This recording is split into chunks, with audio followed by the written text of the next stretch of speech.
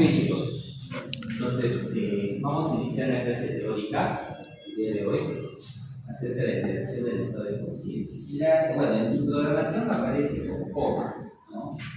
Pero realmente no podemos hablar de coma así rápidamente, porque no todos los pacientes que vienen de emergencia vienen en estado comatoso, vienen con una alteración del estado de conciencia. Cosa que desde el momento que nosotros valoramos el triángulo de evaluación pediátrica ya lo detectamos. Recordemos que en la emergencia pediátrica lo que recomienda el soporte vital avanzado pediátrico, el ALS, dice que al primer contacto que tú tengas con el paciente, lo primero que tienes que analizar es su TF. Determinar si es un TF estable o un TF inestable, o sea, un triángulo de evaluación pediátrica. Y dentro de estas tres variables del triángulo de evaluación pediátrica está justamente la apariencia, ¿no? Y la apariencia tiene que ver exclusivamente con el estado neurológico. Y rápidamente, cuando nosotros vemos la apariencia, ¿qué es lo que estamos determinando? El estado de conciencia.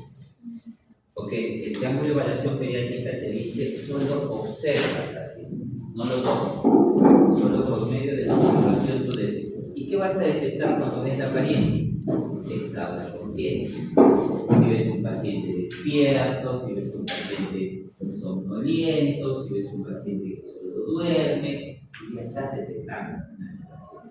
Entonces, por eso es mejor hablar de alteración del estado de conciencia. No puedes de frente ir a tratar coma sin antes, obviamente, no hables del estado de conciencia, que es el primer contacto que tú tienes con el paciente. Ya ustedes vienen de una formación de neurología, donde han tratado este tema. Entonces, simplemente un recordaje, ¿no? Cuando hablamos de estado de conciencia, sabemos que son muchas las estructuras anatómicas involucradas, pero hay dos estructuras que básicamente son las más importantes, ¿no? El sistema reticular activador ascendente, que se encuentra en el tronco encefálico, y la corteza cerebral o los hemisferios cerebrales. ¿Y por qué estas estructuras son tan importantes? Porque justamente es en estas estructuras, ¿ya?, en el tronco encefálico, en el hemisferio cerebral, donde se dan los principales componentes del estado de conciencia. ¿Cuáles son esos componentes? La capacidad de despertar, es decir, la apertura ocular, y la capacidad de entendimiento por el contenido de la conciencia, ¿no? Por ejemplo, ustedes en la mañana despiertan automáticamente a las 5, 6, 7 de la mañana. ¡Pum! Hay una apertura ocular. ¿A quién será eso? Ese es el tronco encefálico. Pero ustedes despiertan y se quedan solo despiertos. No. En ese momento, ¡pum!, tengo clase de bioquímica, tengo clase de práctica de samácola, tengo que exponer hoy día. Ese es el contenido de la conciencia. ¿Qué le está dando en ese momento? La corteza cerebral. O sea, el tronco encefálico y la corteza cerebral están conectados permanentemente. Y todas estas conexiones que se pueden dar entre las diferentes estructuras se interrelacionan, pero siempre los principales componentes, el tronco encefálico y la corteza cerebral. Entonces, nosotros cuando rápidamente valoramos al niño, lo primero que vemos en el niño es, ¿está despierto o está dormido? ¿Correcto? Es lo primero que vemos. Y podemos ver efectivamente un niño despierto, pero un poco reactivo, ¿no?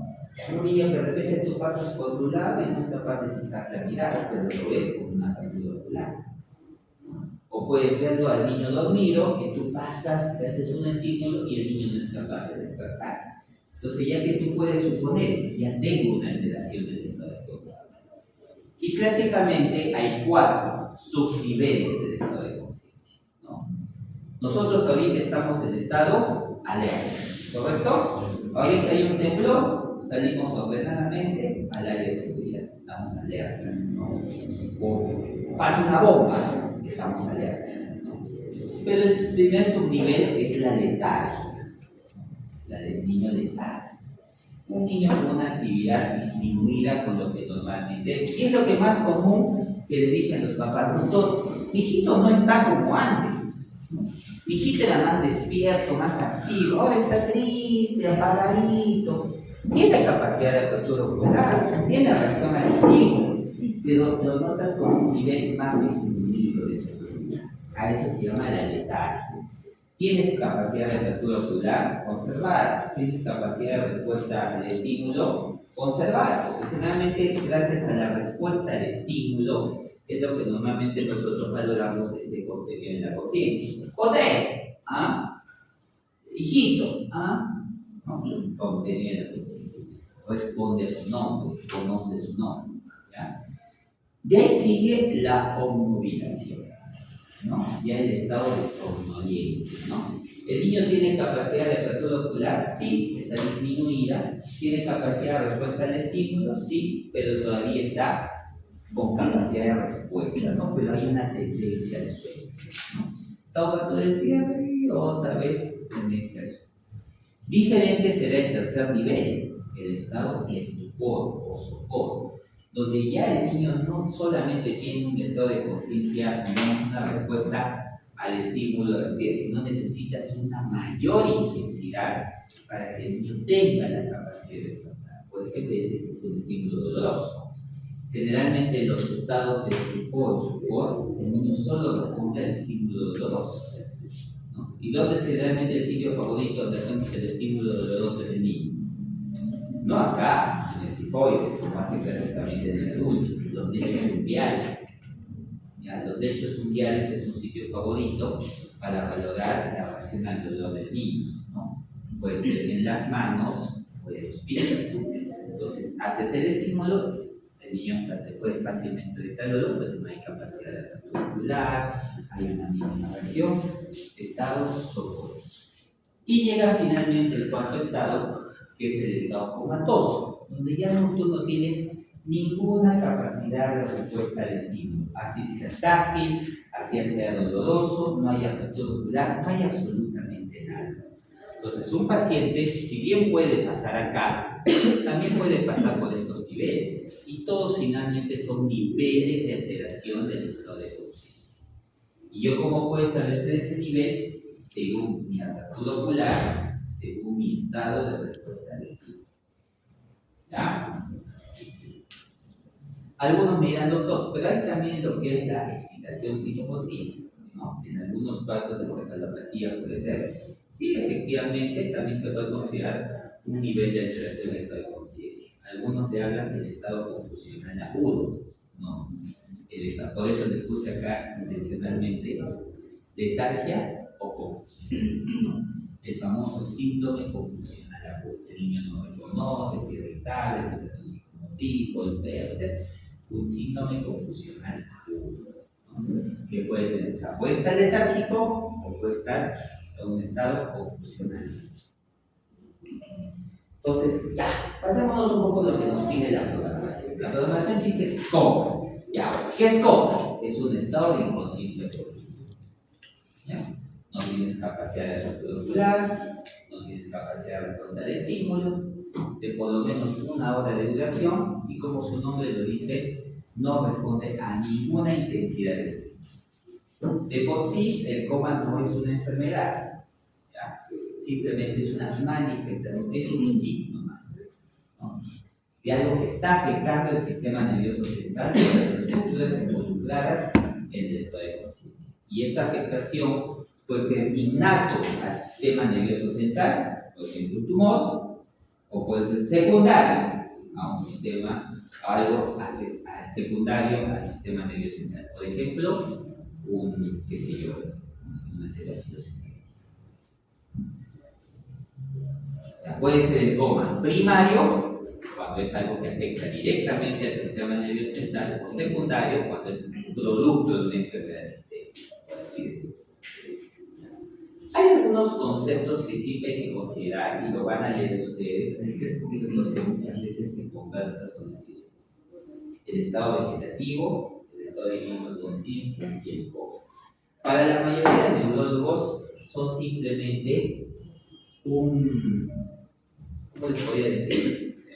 Pequeñas diferencias entre ellos, dependiendo la capacidad de respuesta o apertura ocular, ¿no? Como su nombre lo dice, ¿no? El estado de mínima conciencia. Hay una mínima respuesta al estímulo. Tú puedes agarrar al paciente, no hay apertura ocular, pero tú le haces un estímulo y el paciente reacciona, ¿no? referir a estado de mínima conciencia. Yo no puedo decir que está en coma, ¿no? ¿Por qué? Porque coma significa que no había ninguna respuesta. Si tú le hagas el estímulo doloroso, no tenía ni siquiera capacidad de respuesta al estímulo. Su nombre lo dice. Coma es un estado de inconsciencia profunda que no hay respuesta a ningún estímulo externo. Tú haces un estímulo y el paciente reacciona, no está en coma. Puede estar en un estado de mínima conciencia. Otro es el estado vegetativo, ¿no? El estado vegetativo, como su nombre lo dice, ¿no? Aunque ya para algunos neurólogos dice que suena feo, ¿no? El nombre de estado vegetativo, ¿no? Porque se semeja a una planta, ¿no? Una plantita vive, pero no puede ser evaluada, ¿no? Entonces lo mismo pasa, ¿no? El paciente puede hasta mirar la apertura ocular, pero no es capaz de reaccionar al estímulo, ¿no? Puede a veces simplemente tiene la idea de que te mira, pero el paciente no responde, tú te acercas, no fija la mirada, ¿no? Hay un estado de inconsciencia, pero de una u otra manera lo que todavía se valora es, por ejemplo, la respuesta ocular. Entonces, por eso ahí viene, ¿no? La importancia que cuando valoras el estado de conciencia, valores estos dos componentes, ¿no? Tanto el despertar como el contenido. El despertar con la capacidad de apertura ocular y el contenido con la capacidad de respuesta al estímulo, que puede ser un estímulo verbal, llamado por su nombre, un estímulo táctil o un estímulo doloroso. ¿Ya? Lo que nos interesa mucho desde el punto de vista del diagnóstico de la alteración de estado de conciencia, específicamente a la coma, es que hay causas estructurales y causas no estructurales. ¿Ya? Entonces, esto es lo importante. ¿Ya? Si hemos hablado que el coma es una manifestación de tanto procesos primarios como secundarios, vale. Pero desde el punto de vista del enfoque diagnóstico, ¿qué nos interesa? Establecer si estamos ante situaciones estructurales o situaciones no estructurales. Y cuando llamamos lesiones estructurales, nos referimos exclusivamente a los eventos primarios que pueden estar pasando en el sistema nervioso central que dañen la anatomía, la neuroanatomía de nuestro paciente. Sobre todo de estas dos estructuras que estamos hablando, tanto a nivel de tronco encefálico o tanto a nivel de corteza cerebral. Y ahí tenemos traumatismos, lesiones vasculares, malformaciones, procesos expansivos, tumores y obstrucción del drenaje hidroencefálico. Esas son causas estructurales porque están dañando directamente la neuroanatomía de estos dos componentes. Pero esto en pediatría representa solo un 5%. ¿Quién representa el 95%? Las causas no estructurales. Entonces, la principal causa de alteración de estado de conciencia en el paciente pediátrico son causas no estructurales, causas metabólicas, hipoglicemia, causas tóxicas, ingesta de medicamentos, causas infecciosas, meningitis, hipoxisquemia, parada cardiorrespiratoria, trastornos compulsivos, epilepsia, estatus epiléptico, endocrinopatías, cetoacidosis, etc. Estas causas no estructurales son las más frecuentes en la pediatría. Y estas causas estructurales solo representan el 5%. Igual la gravedad es similar en ambas. ¿Por qué? Porque finalmente una causa estructural, por ejemplo, una lesión vascular, por ejemplo, un accidente cerebrovascular, el niño generalmente está asociado a ¿qué? A malformaciones arteriovenosas, ¿no? El niño no tiene enfermedad arterial vascular como nosotros ya que somos adultos, ¿no? Entonces, pero un paciente que tenga, por ejemplo, un ACV, una malformación arteriovenosa, ¿puede conllevar a una hipoxisquemia? Sí, o sea, esto puede llevar a esto también. Entonces se exhuma, ¿no? Por eso dice bien claro, la hipoxia y el edema cerebral son la principal causa fisiopatológica de coma en la pediatría. Toda aquella enfermedad que se puede llevar a hipoxia, isquemia, edema, son la causa principal de alteración de estado de conciencia. Y eso lo vamos a defender más en el seminario. Y ahí tenemos, ¿no? Causas estructurales. Miren quién está en la cabeza. Causas no estructurales, meningitis, encefalitis, intoxicaciones o úlceras. ¿Cuáles son los objetivos prioritarios del manejo de un paciente con alteración de estrés? Yo tengo mi paciente que por medio de la evaluación, del triángulo de evaluación pediátrica, valga la redundancia, determino que mi paciente tiene una alteración de la apariencia. Entonces yo lo primero que tengo que hacer es establecer un diagnóstico diferencial rápido. ¿Basado qué? En la exploración física en la cabecera, es decir, que mi evaluación primaria. Recuerden ustedes que la evaluación sistemática del paciente pediátrico según la PALS te dice que lo primero es la evaluación inicial, lo siguiente es la evaluación primaria.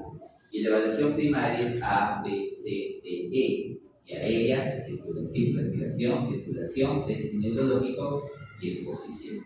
¿Ya? Entonces, esa es una exploración física a cabecera del paciente. Esa evaluación primaria es una exploración física rápida e inicial. Y seguidamente, su historia clínica. ¿Y qué es la historia clínica? La evaluación secundaria, bajo las siglas SAMPL. SAMPL, signos y síntomas, atención medicamentosas, medicación, patologías, última comida, eventos relacionados al suceso. Estas dos, la evaluación primaria y la evaluación secundaria, me van a permitir hacer un diagnóstico diferencial rápido, ¿no? Doctor, mi hijito ha estado con fiebre hace una semana, estuvo con vómitos y ahora le tengo con alteración de estado de conciencia, deshidratado, hipovolémico, mal perfundido, ha convulsionado, meningitis. Y el examen físico, Fontanella no está normotensa, está hipertensa, no está deprimible, ¿no? Glasgow bajo, hipertensión intracraniana. Entonces, eso me permite rápido, entonces mi objetivo prioritario. Mi evaluación inicial, evaluación primaria y secundaria, diagnóstico diferencial. Una vez que yo hago mi diagnóstico diferencial, reconozco rápidamente la profundidad y vean ustedes acá lo importante, que eso lo vamos a ver en el seminario. La hipertensión intracraniana. Porque todo paciente con alteración de estado de conciencia tiene que obligatoriamente descartarle la presencia de hipertensión intracraniana. Todo paciente, ¿ya? Vamos a ver en el seminario de hipertensión intracraniana por qué es importante, ¿no? ¿Por qué es importante el reconocimiento de la hipertensión intracraniana? Porque hay un compromiso de presión de perfusión cerebral, hay una alteración de los flujos sanguíneos cerebrales. Entonces, imagínate si aparte de que tiene nivel de alteración del estado de conciencia, agrega a eso hipertensión intracraniana. Flujo sanguíneo cerebral totalmente alterado.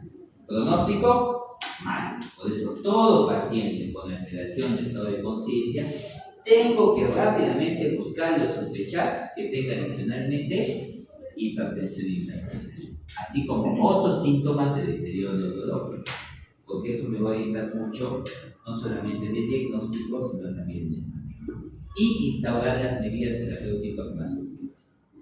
Entonces, en esto de las medidas, ¿cuál es el enfoque recomendado? Si lo queremos recibir esto en un enfoque, triángulo de evaluación pediátrica, evaluación primaria, estado cardiorrespiratorio, cómo está la circulación, cómo está la ventilación, la oxigenación, y a nivel del estado de conciencia, el Glasgow, si lo podemos valorar, una escala cuantitativa, escala ABPU, que es una escala cualitativa, que tiene una relación con el Glasgow, y la valoración pupilar. Eso es algo que no debemos dejar de valorar. Pupilas, por favor, pupilas, ¿ya? Estado de conciencia, si quieren con una escala cuantitativa o con una escala cualitativa, aunque pueden tener sus desventajas, por ejemplo, el Glasgow es una escala que ustedes saben se creó para el paciente con trauma cerebral agudo, ¿no? Con traumatismo craneoencefálico. Entonces, si tengo, por ejemplo, un paciente que es con autismo, ¿se puede hacer un Glasgow? Complicado, ¿no? Porque la zona de la respuesta verbal, la variable verbal, no la voy a poder valorar muy bien. Entonces, esa es la gran limitación del Glasgow, ¿no? Que en pacientes con alteraciones, por ejemplo, del neurodesarrollo, no va a ser fácil de evaluar, por ejemplo, el autismo, ¿no? Entonces, ahí, ¿quién sale a rescate? Las escalas cualitativas, ¿no? En este caso, la escala ABPU, A de alerta, V de respuesta verbal, P de respuesta al dolor y U de sin respuesta, ¿no? Entonces nos ayuda bastante. Pero nunca dejen de valorar. Y el tercer punto, como les digo, reconozcan hipertensión intracraniana. Busquen sí. Y cuando recuerden hipertensión intracraniana, recuérdense la tía de Cushing. ¿Cuál es la tía de Cushing? Hipertensión, bradicardia y alteración del ritmo respiratorio. ¿Eso qué indica? Riesgo de engravamiento, ¿no? De herniación cerebral inminente, ¿no? Entonces, ahí viene, signos de herniación cerebral inminente. Entonces, cuando yo tengo un paciente con alteración del estado de conciencia, hay signos de alarma muy importantes. Uno, la midriasis, ¿no? Que tenga una midriasis bilateral fija. ¿Eso qué me indica una midriasis bilateral fija? Mal flujo cerebral, ¿no? Alteración a nivel total cerebral. O una midriasis unilateral, la famosa anisocoria. Entonces, las pupilas midriáticas bilaterales abertivas y las pupilas anisocóricas son signos de alarma de herniación cerebral inminente o de una alteración del flujo sanguíneo a nivel central importante. Postura de descerebración o decapitación, ustedes la conocen muy bien, y el deterioro neurológico. Un paciente, y esto me acuerdo hace mucho tiempo que llegó a la clínica, de un niñito que llegó en un accidente de tránsito. El niñito llegó despierto, así, despierto, moviéndose, y en 30, 45 minutos empezó una caída rápida del plazo. Una caída más de 2 puntos en la escala de Gravo es un signo de alarma. Si ustedes ven un paciente que la evaluación inicial primaria, ya, estamos con un Gravo 3. Y al siguiente evaluación ya lo encuentras con 10, ya es un signo de alarma. ¿Por qué cayó? Compromiso de herniación cerebral, compromiso de alteración cerebral, conciencia cerebral. Ya ni quiere decir que todo paciente con una escala menor de 9 puntos es un paciente de alto riesgo, ¿no? Y finalmente, obviamente, la arteriosclerosis. Acá tienen la escala de Glasgow, que tiene su variante en niños mayores de 2 años, bueno, está mal, es mayores de 2 años, acá el signo, ¿ya? Y menores de 2 años, porque no podemos valorar en menores de 2 años por respuesta verbal, ¿no? Generalmente en menores de 2 años, ¿qué vamos a validar? Si balbucea, llora persistente, con calma en los brazos de los papás, etcétera, etcétera. Entonces, acá está mal el signo, chicos. Es menores de 2 años y mayores de 2 años. Glasgow normal, 15. Deterioro leve, 12-14. Deterioro moderado, 9-11. Deterioro severo, menos de 9. La evaluación de las pupilas, como les repito, preocupante. Las anisocóricas, ¿no? Y las midriáticas bilaterales. El patrón respiratorio a veces también puede ayudar, ¿no? De todas maneras, ustedes cuando, bueno, actualmente la mayoría ya no se hace mucho lo que es la neurología, digamos, del nombre. Antes era muy común, antes del estudio de las neuroimágenes, tú valorabas cada punto neurológico, ¿no? Para determinar la altura de la lesión, ¿no? Dermatomas, reflejos osteotendinosos, todo, y tú decías, ya, la lesión está acá, ¿no? Era pues la semiología neurológica antigua, ¿no? Vamos a llamar antigua, pero útil. Actualmente, ¿qué hacemos? Todo es neuroimagen, ¿no? Pasa un paciente, tomografía, resonancia de médula, resonancia. Entonces, ya como que se ha perdido un poquito la semiología, digamos, neurológica para valorar la altura de la lesión, ¿no? Entonces, el patrón respiratorio justamente pertenecía a esa área, ¿no? De esa semiología para valorar la altura de la lesión, ¿no? Toda respiración de Cheyne-Stokes, decíamos, es a nivel de miseria el problema, ¿no? Una respiración que aumentaba todo. Toda una respiración atáxica era un problema a nivel de bulbo abatido, ¿no? Que sí, ¿no? Si era néustica, hiperventilada, uno decía, es acá en la lesión, ¿no? Lo mismo para los reflejos del tronco, ¿no? Porque no hacemos generalmente nosotros, obviamente, en el área de emergencia como tal, no hacemos evaluación de reflejos de tronco, ¿no? Eso ya se lo dejamos un poquito ya más a la parte neurológica, ¿no? Porque cuando tenemos un paciente neurocrítico, siempre trabajamos a la par con el neurólogo pediatra o el neurocirujano, ¿no? Entonces ellos también terminan de valorar estos reflejos de tronco, ¿no? Y recordemos que tanto los reflejos oculomotores y oculovestibulares lo que nos tratan justamente también es de establecer una altura de la lesión, ¿no? Puede ser en fascículo o a nivel troncales y nos ayuda un poquito a determinar la altura, ¿ya? Eso es un poquito para conocimiento, ¿no? Pero definitivamente lo que más influye en ustedes es determinar el nivel de estado de conciencia y determinar el nivel de pupilares, ¿ya? ¿Cuáles en cuanto a medidas terapéuticas? Vamos a lo rico ahorita. De las medidas terapéuticas que reconocen. Ya hemos dicho que es establecer las medidas urgentes. ¿Y cuál es la primera? Perfusión y ventilación. Si yo les pregunto, ¿cuál es la principal medida a optar en un paciente con alteración de estado de conciencia? ¿Qué me van a decir ustedes? Estabilidad cardiorrespiratoria. Paciente bien perfundido y paciente con una buena oxigenación. ¿Por qué? El cerebro necesita para vivir sangre, lleva su oxígeno y glucosa. ¿Y quién lleva el oxígeno? ¿Quién ingresa el oxígeno? Entonces, ¿cuál es la principal medida en todo paciente con alteración de estado de conciencia? Estado perfusional y ventilatorio normal. Ya es como en hipertensión intracraniana. No se van a dedicar que el manitol, que el ácido hipertónico, que el corticoide, y el paciente está chocado, está hipotenso, no ventila bien. ¿Le están ayudando? No le están ayudando. Entonces, la principal medida es establecer buena perfusión y buena ventilación. Buena perfusión, soporte y reanimación. Buena ventilación o intubación endotraqueal o sistema de oxigenoterapia. Un sistema de bajo flujo, un sistema de alto flujo, lo que ustedes decían. De ahí vienen medidas generales que ayudan mucho en el paciente. Y una de las principales medidas que ayuda es la posición, ¿no? La posición del paciente. Y hablo no de la posición del paciente, sino la posición de qué? De la cabeza, que sus compañeras en el seminario nos van a ayudar bastante en eso. Segundo, la analgesia, lo que siempre les digo a los alumnos, ¿no? Hay tres medidas básicas en todo paciente crítico: soporte hídrico, soporte oxigenatorio y soporte cero analgésico.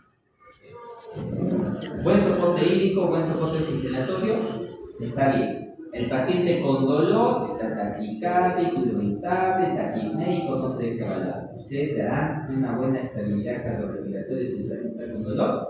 No. Ni siquiera lo van a poder evaluar al paciente, seamos realistas. No se va a dejar. En cambio, si le dejas al niño con mínimo dolor, todo el mundo se ayuda. Y sobre todo recuerden que en el paciente neurocrítico, el paciente con enfermedad neurocrítica, tener un paciente con dolor, tener un paciente irritable, se puede hacer una hipertensión intracraniana o menos de hipertensión intracraniana. Entonces, analgesia. Temperatura, y ya también sus compañeros nos van a hablar un poquito sobre el nivel de temperatura, que es lo aconsejable en los pacientes con alteración de temperatura. Ya, tener un paciente normotérmico, hipertérmico, hipotérmico, ¿qué es lo aconsejable? ¿Ya? Dieta, efectivamente, no doctor, dieta, ¿por qué la dieta? Porque el neurocrítico es un paciente que tiene un alto catabolismo. En sí, todo paciente crítico tiene elevado catabolismo, ¿ya? Pero el neurocrítico tiene especial, tan igual como el gran quemado. Entonces es aconsejable en el paciente con neurocrítico iniciar un soporte nutricional precoz, pero no vamos a entrar en ese detalle. Hemos dicho, reconocer signos de hipertensión intracraniana, entonces hay que tratarla. Ahí ya sus compañeras se van a lucir, ¿no? En el manejo del tratamiento tanto médico y quirúrgico de la hipertensión, y siempre buscar también causas reversibles, ¿ya? Hay situaciones que vemos pacientes con alteración de estado de conciencia y que a veces decimos, es una causa propia del sistema nervioso central. Al final tiene causas reversibles, ¿no? Puede ser un trastorno metabólico, una hipoglicemia y hiponatremia. Por eso también siempre les digo, en todo paciente neurocrítico, en todo paciente con afectación neurológica, por favor, su glicemia, su pinchadita, su glucotest, y si tienen la posibilidad, un dosaje de sodio. Glicemia y natremia influyen mucho en el estado neurológico del paciente. ¿Cuántos pacientes con alteración de estado de conciencia y con natrémicos? ¿Cuántos pacientes con alteración de estado de conciencia? Glicemia. Pero corregimos hipoglicemia, corregimos natremia, paciente infarto. En esta tablita lo que yo quiero, el objetivo, como usted cuenta, es el abordaje de pacientes con alteración de estado de conciencia recomendado por la Sociedad Latinoamericana de Cuidados Intensivos Geriátricos. A mí lo que me interesa es más que todo esto, los estudios de pacientes. Como les estaba comentando, tenemos muy metida la idea de que con todo paciente neurológico o neuroclínico es un paciente que tomografía. También, actualmente con la situación de las implicancias médico-legales, creo que si no hacemos una tomografía, hasta eso nos pueden denunciar. ¿Por qué usted no le hizo la tomografía? Efectivamente, ¿no? Es malo. Pero también desde el punto de vista académico, también nosotros sabemos que no todo paciente requiere tomografía. Considerando que hemos dicho que las causas de alteración de estado de conciencia son estructurales y no estructurales, ¿cuál creen que ustedes requieren estudio de neuroimagen?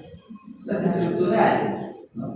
Entonces, considerando que la mayoría de casos de niños son causas no estructurales, no todos los niños requerirían estudio de neuroimagen, salvo que ustedes sospechen un trastorno estructural. Y generalmente la mayoría de anormalidades estructurales, ¿a qué conllevan? Focalización. Entonces tienes un niño con una hemorragia cerebral, va a focalizar. Tienes un niño que ha convulsionado y ha quedado medio cuerpo paralizado, va a focalizar. Ese es el paciente que sí tiene que hacer un estudio de imagen. La sospecha de daño estructural, la sospecha de una focalización de evaluación clínica es un criterio más que suficiente para que tú le hagas un estudio de neuroimagen. Tú puedes pensar un estudio de neuroimagen en las otras consecuencias, en las otras causas, siempre y cuando no las logres, digamos, confirmar. ¿Ya? Siempre la neuroimagen es potencial en todo paciente neurológico, en todo paciente con alteración de estado de conciencia. Pero si tú sospechas causa estructural y más sobre todo sospechas o encuentras al examen físico una focalización o un signo de alarma neurológico, bien justificado el estudio de neuroimagen. Y siempre la tomografía es la más recomendada por la rapidez. ¿Ya? Muchas literaturas están así de la resonancia, efectivamente, yo no discuto la importancia de la resonancia, ¿no? Pero ¿cuánto toma una resonancia? Entre 20 y 30 minutos. Una tomografía, ¿cuánto te toma? 5 o 10 minutos. Entonces, desde el punto de vista de la emergencia, ¿qué te es más útil? ¿Tomografía o resonancia? Tomografía. Ahora, si tú quieres unas causas más profundas, eso ya contagiará tu resonancia. Pero desde el punto de vista del momento crítico, la tomografía es el estudio de neuroimagen más recomendado. ¿Ya? Muy bien, creo que con esto terminamos. Sí, muy bien. ¿Preguntas? Si no, para pasar, excelente. Entonces,